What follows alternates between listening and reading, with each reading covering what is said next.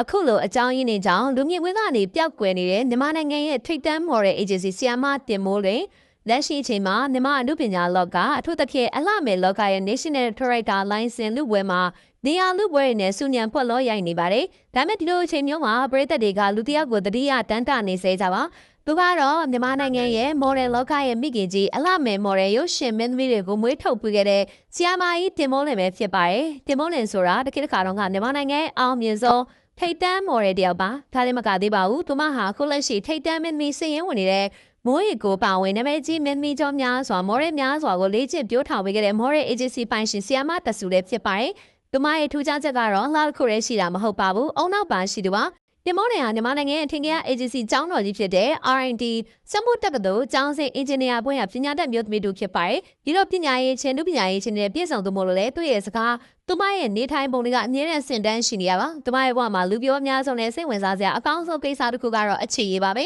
တရင်တွေရဆိုရင်ဆီယမတင်မိုးလင်ဟာမြန်မာနိုင်ငံချမ်းသာဆုံးစီးရင်ဝယ်တထေးလက်ရှိမော်ရယ်အွန်ဆိုင်နဲ့ရောက်ခမဖြစ်သူအိုးမိုင်ကန်မိုးမြင့်နဲ့ချစ်သူဖြစ်ခဲ့ဝေလို့သိရပါတယ်ပုံအားဖြင့်ဆိုရင်တော့ဒီလိုတထေးတယောက်နဲ့ပတ်သက်ခဲ့ပြီးရင်ကွန်ဒိုတွေကားတွေပိုင်ဆိုင်မှုတွေရယူပြီးတော့ဘဝကိုစိမ့်ကြကြဖြတ်တန်းသွားလို့ရပါတယ်ဒါပေမဲ့တင်မိုးလင်ကတော့အများအနေနဲ့မတူပါဘူးသူမဟာငွေကြေးထက်တိတ်ခါကိုတန်ဖိုးထားသူပြီးပထေးကြီးစီကနေကွန်ဒိုတစ်ခန်းတော်လက်မခံခဲ့ပဲလမ်းခွဲခဲ့လို့ဆိုပါတယ်သူများတွေသာဆိုရင်ရလိုက်မှလို့တွေးကြတဲ့အခြေအနေမှာသူမကတော့ကိုချလောက်ပေါ်ကိုရက်ပြီးတော့ရိုးရှင်းစွာနေထိုင်ဖို့ရွေးချယ်ခဲ့တာပါဒါဟာတကယ်ပုံမှန်လေးစားစရာစိတ်သက်ပါပဲဒါဆိုရင်တော့အခုဆီယမတင်မိုးလင်ဖယ်ရောက်နေတယ်ဆိုပြီးလူတွေကသိကျင်နေကြတာပါအနုပညာလောကရဲ့ရှုပ်ထွေးမှုတွေကိုကြောက်ဟိုင်းပြီးတော့သူမဟာအိမ်နေချင်းထိုင်းနိုင်ငံဘန်ကောက်မြို့မှာအေဂျင့်စွာနေထိုင်နေပါတယ်အလုံးလည်းပဲဖြစ်နေတာမဟုတ်ပါဘူးသူမရဲ့ပညာရေးချင်းစီမံခန့်ခွဲမှုအရေးချင်းနေတဲ့ဘန်ကောက်မြို့ရဲ့နာမည်ကြီးစေယုံကြီးတစ်ခုဖြစ်တဲ့ Paradigm စေယုံမှာ Management Team စီမံခန့်ခွဲမှုဖွဲ့ဝင်တူခင်တဲ့ဂုဏ်သိက္ခာရှိတာဝန်ထမ်းဆောင်ရဖြစ်ပါတယ်မြန်မာပြည်ကလှမယ်လောကမှာနေရာလူလိုင်းစင်လူပြီးချင်းချင်းတိုက်ခိုက်နေရတဲ့အချိန်မှာတကယ်ကိုမှဆီယမကြီးကတော့